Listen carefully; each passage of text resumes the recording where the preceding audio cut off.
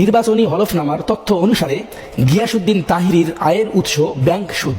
রাসূলুল্লাহ সাল্লাল্লাহু আলাইহি ওয়াসাল্লাম বলেছেন, সুদের গুনাহের ৭৭টি স্তর রয়েছে, যার সর্বনিম্ন স্তর হলো নিজ মায়ের সাথে ব্যভিচারে লিপ্ত হওয়া। নাউজুবিল্লাহ। এই মাজার পূজারী ভণ্ড নিজে সুদ খায় আর ওয়াজের ময়দানে বড় বড় কথা কয়, যেখানে আল্লাহ তাআলা সরাসরি বলেছেন ওয়া আহাল্লাল্লাহুল বাই'a ওয়া হাররামার রিবা, আল্লাহ ব্যবসাকে হালাল করেছেন আর সুদকে করেছেন হারাম। এই ভণ্ড তাহিরি প্রতিনিয়ত জামাতের বিরোধিতা করে, জামাতের আকীদা নিয়ে কথা বলে।